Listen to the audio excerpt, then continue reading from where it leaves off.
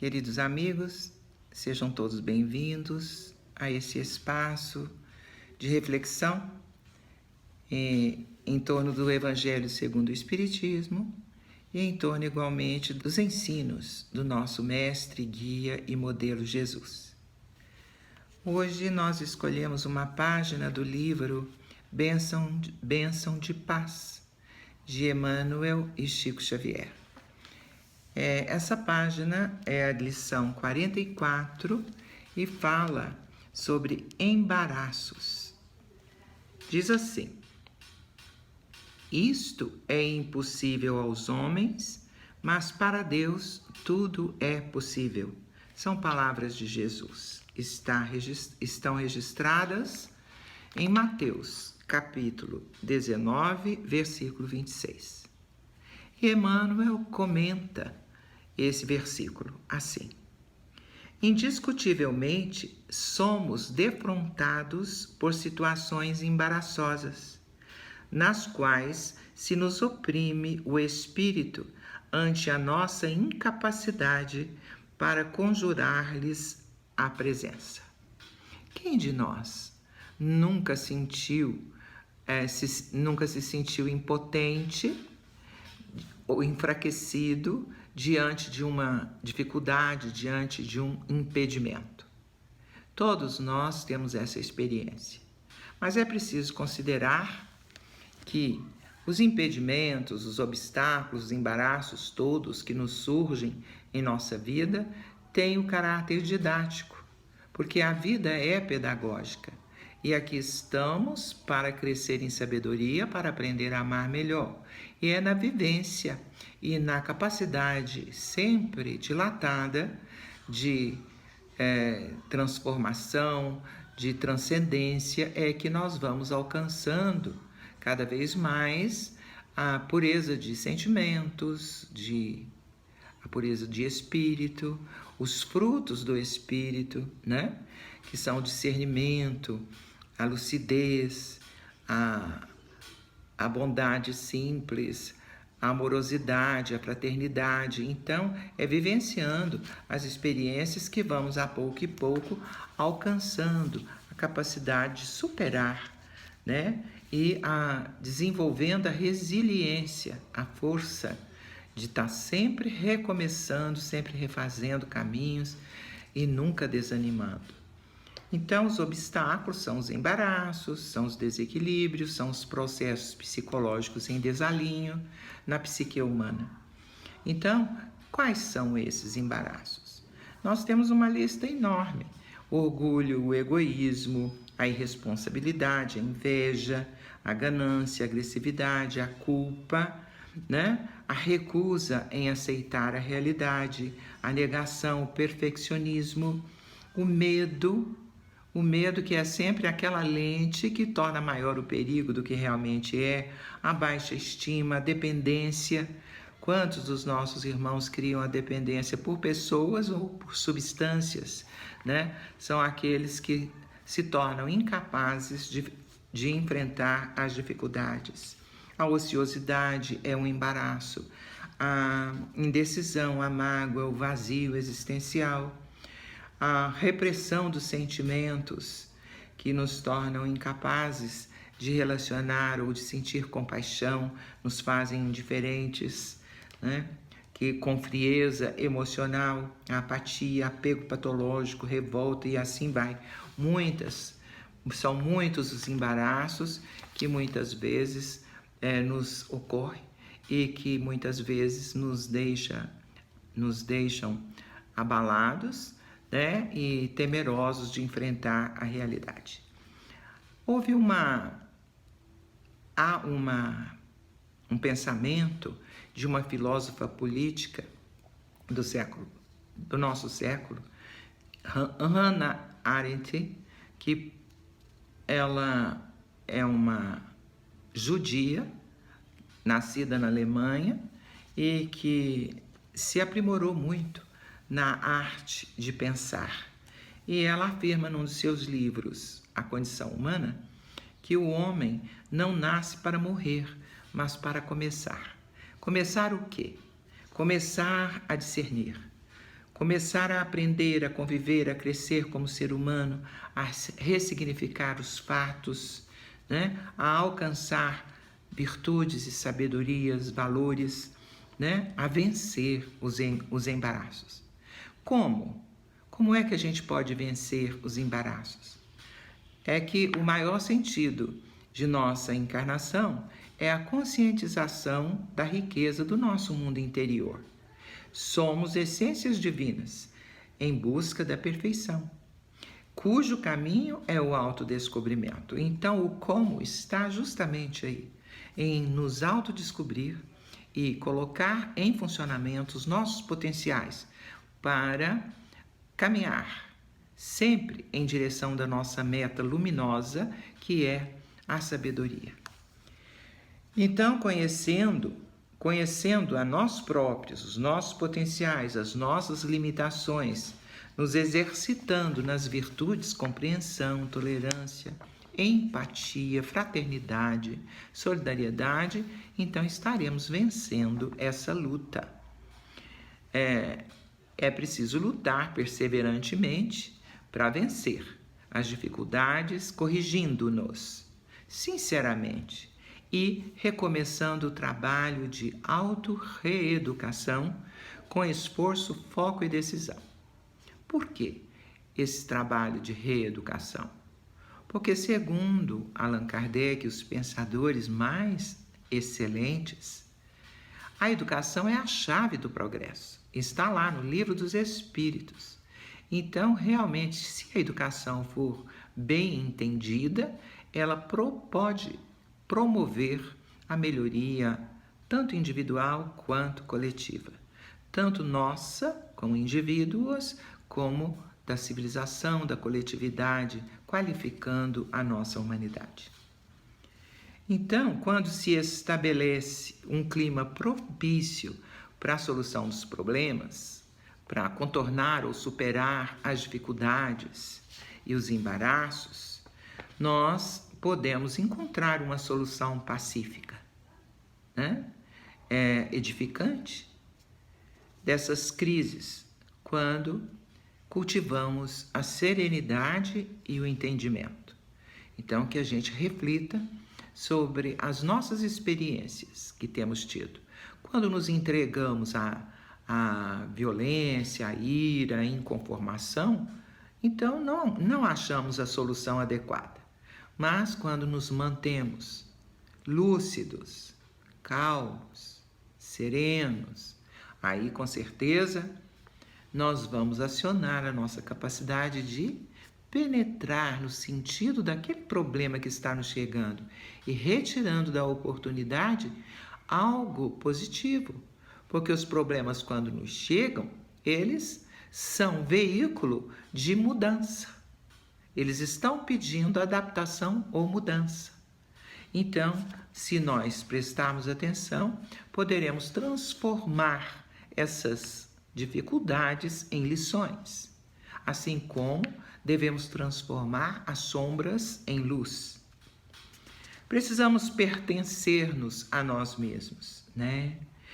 Buscando essa autonomia interior, porque aquele que faz de si mesmo alguém muito conhecido, né? E tem a boa vontade de burilar-se e não se deixar guiar pelas opiniões alheias, mas alcançando esse autogoverno, realmente ele está no caminho de desenvolvimento, de perfectibilidade. Aceitemo-nos, recomendam-nos os espíritos superiores. Aceitemo-nos tais quais somos, fracos, muitas vezes rebeldes, imperfeitos, reincidentes nas nossas falhas, mas aceitemo-nos e tenhamos o propósito de sacudir a poeira, de dar a volta por cima, de melhorar, de caminhar para o alto. Dizem eles que o amadurecimento do ser humano inicia-se quando cessem as suas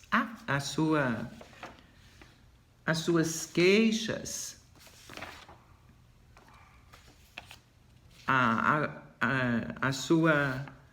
suas acusações ao mundo, aos outros ou às circunstâncias. Somos a causa dos efeitos que ocorrem em nossa vida, porque estamos todos submetidos à lei de causa e efeito. Então, quando nós seguimos no caminho do bem, do justo, no caminho das leis divinas, não temos nada a temer, porque o retorno será positivo. Entretanto, quando nós nos desviamos da lei divina, quando nos desviamos do bem, que é regra imutável do Criador, então nós estamos escrevendo para nós próprios um retorno que nos trará sofrimentos e amarguras, e que teremos que trabalhar para um reajuste à ordem e aquilo que é estipulado pela sabedoria divina. A vida é trabalho e movimento. Então é preciso que a gente faça uma atenta observação de nós mesmos, porque somos nós que fazemos os nossos caminhos. Então, a semeadura é livre, mas a colheita é obrigatória. Então, nós só colheremos aquilo que semearmos. Então, é preciso considerar dificuldades como lições. Elas todas têm o caráter, um caráter educativo. São acidentes de percurso, né? Contingências do processo educativo. É preciso ampliar o modo de ver as coisas, um modo mais consciente, ressignificar tudo, tendo em mente que quando aumentamos essa capacidade, esse percebimento da vida, nós nos firmamos, nós passamos a afirmar a vida, afirmação perante a vida, né? Reconquistando a autonomia, a autoconfiança, para alcançar a plenitude das realizações pessoais. Então, muitos se enfraquecem, se tornam dependentes e não se afirmam perante a vida, promovendo para si próprios um grande desperdício de tempo, um grande desperdício, ou podemos considerar assim, um jogar fora desse tesouro, dessa valiosa oportunidade de construir, de reconstruir, de regenerar, de caminhar para frente, para o alto, qualificando a nossa humanidade. Inspiremo-nos nas vidas de abnegados irmãos em humanidade, que nos deixaram um legado luminoso de força e de coragem, que nos inspiram até hoje, porque não desistiram, porque buscaram superar as dificuldades. Se nós nos lembrarmos da história de vida de um Chico Xavier, por exemplo, quantas calúnias, quantas injúrias, quantas dificuldades biológicas, físicas, né? Ele tinha problemas de saúde de visão, por exemplo, mas não deixou de trabalhar. E na vida, né, de sociedade, quantas pedradas, né, ele teve que aguentar, quantas injúrias, quanta má interpretação da sua conduta, quanta difamação. E ele não desistiu, continuou atendendo o chamado interior, a sua vocação, a sua missão de realizar aquilo que lhe competia. Nós nos lembramos de Jerônimo Mendonça, aquele irmão fraterno que perdeu os movimentos, que foi acometido de uma doença que o impedia de caminhar, o impedia de tanta coisa, e ele só podia mesmo falar, mas não desistiu, continuou viajando, ficando na maca, mas sempre divulgando a sua fé, a doutrina espírita. Allan Kardec, quantos anos? 11 anos de trabalho profícuo, trabalho debruçado sobre E numa época em que não havia computadores, não havia facilidades, e ele teve que codificar, organizar, estudar, pesquisar, trabalhar com afinco para essa grande realização, que foi a codificação espírita. Nunca fraquejou, nunca deixou de realizar, nunca tirou o foco da sua missão. E ele também foi caluniado, foi perseguido, foi ironizado e resistiu a todas as afrontas. Nós podemos nos lembrar dos mártires do cristianismo primitivo, dos apóstolos que ofereceram a sua vida, a sua energia em prol da causa do cristianismo. Nos lembramos de Paulo de Tarso, grande atleta, né?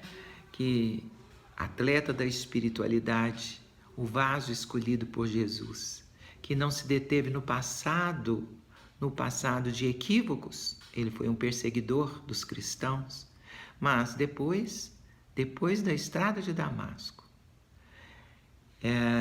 confrontando com a verdade, com a luz de Cristo, ele mudou completamente, ressignificou a vida e passou a trabalhar com todo desvelo pela causa nobre, abnegando-se.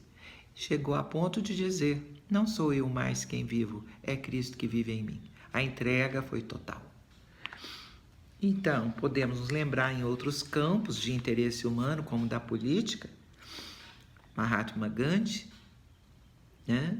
Quantas vezes ele se entregou à greve de fome para convencer aqueles a quem ele queria influenciar para a não violência, para a resistência pacífica perante as leis injustas. E conseguiu o seu desiderato, libertar a sua pátria do jugo britânico na época.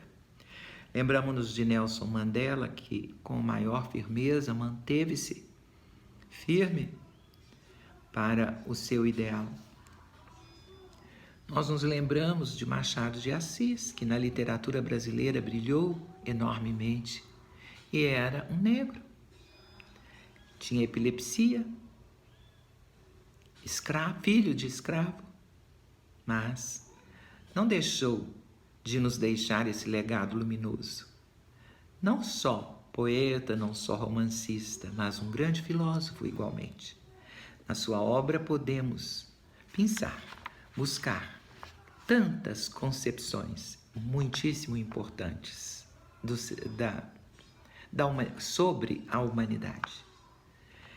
Nós nos lembramos, igualmente, de Antônio Francisco Lisboa, o aleijadinho de Minas Gerais, que, acometido de lepra, com as suas mãos e extremidades todas já em putrefação, perdendo os movimentos, ele pedia que amarrassem com tecido, com pano, as suas mãos e prendia nelas a ferramenta e continuava esculpindo. Foi o maior escultor, o maior representante da arte barroca do mundo, nosso Antônio Francisco Lisboa, o aleijadinho, que esculpiu os 12 profetas, por exemplo.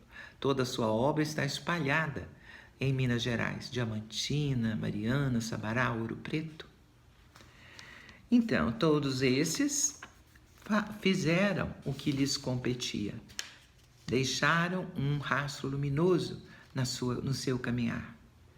Então, devemos anotar as nossas necessidades morais e, sem demora, lançarmos-nos à nossa obra regenerativa. Enchemos-nos de ânimo, de bom ânimo para continuar. Os problemas cotidianos devem ser considerados como recursos renovadores. Aceitemos esses problemas com calma e vejamos como aproveitá-los. Qual a mensagem favorável e útil de que eles se fazem veículo? Por exemplo, uma crítica pode nos auxiliar, a desilusão pode nos transformar, a perseguição gratuita, o desentendimento, na maioria das circunstâncias, eles significam mudança que pede adaptação à realidade, convite da vida para que venhamos a compreender mais amplamente, a melhorar sempre, a servir mais. Então, o propósito é apartar os pesos inúteis, substituindo esses embaraços, essas nossas limitações, né? Essas limitações que realmente que elas não venham a nos impedir de realizar, substituindo-os por doces brisas dos ensinos da vida eterna, de valores e sabedoria, compreendendo, trabalhando e servindo, cultivando o amor, a justiça e a caridade com Jesus.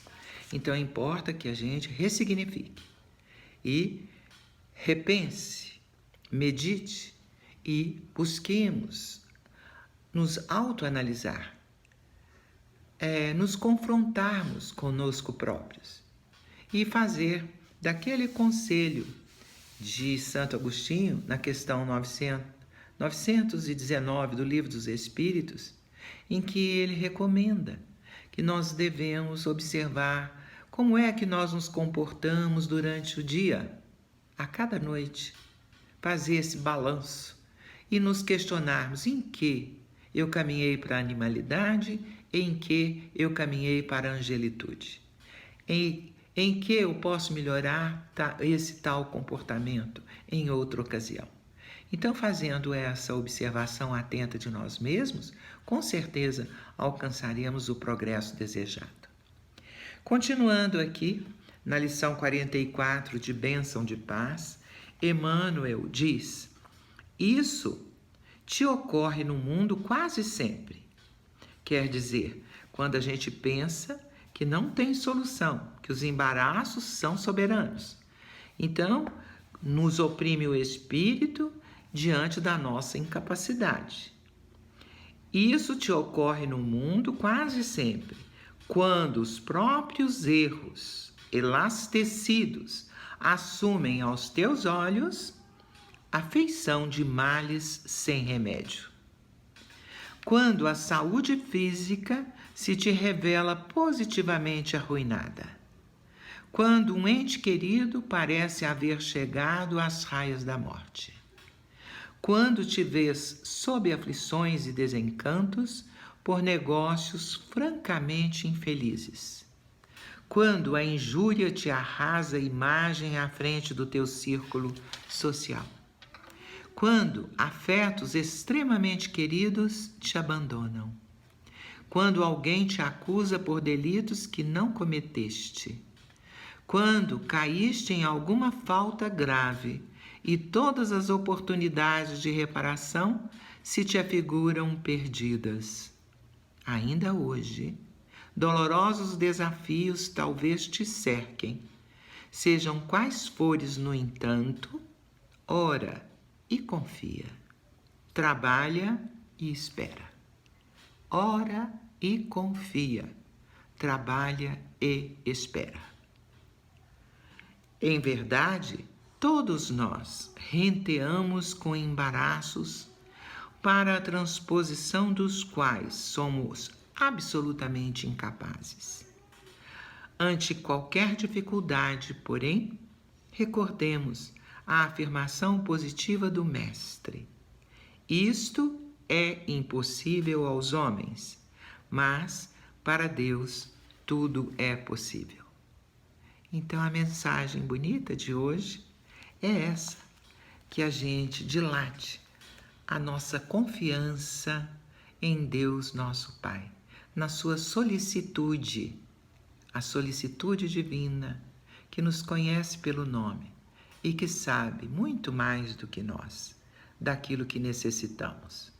E que passemos a cumprir aqueles 3 aspectos que nos ajudem à regeneração, à reconquista de nós mesmos, que é a luta dura, o esforço, o amor a Deus, confiando no plano divino que Ele tem a nosso respeito, e o amor ao próximo, a prática do bem, que é o único objetivo da nossa encarnação.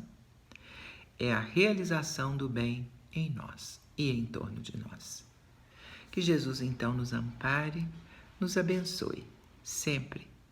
E nós vamos então fazer a oração que Ele nos ensinou, com o nosso sentimento, com a nossa emoção, para que essa oração possa alcançar os nossos irmãos em sofrimentos maiores que os nossos, em luta muito mais severa do que as nossas lutas, e que possam eles se sentir amparados e abençoados por Deus nosso Pai, pela espiritualidade amiga e por Jesus, nosso Mestre e Irmão maior. Pai nosso que estais nos céus, santificado seja o vosso nome. Venha a nós o vosso reino. Seja feita a vossa vontade, assim na terra como no céu. O pão nosso de cada dia nos dai hoje. Perdoai, Senhor, as nossas ofensas, assim como nós perdoamos a quem nos tem ofendido. E não nos deixeis cair em tentação, e livrai-nos do mal. Assim seja. Graças a Deus, graças a Jesus. Agradecidos também a vocês que estão conosco para refletir um pouco mais sobre a doutrina espírita e os ensinos de Jesus. Uma boa noite a todos.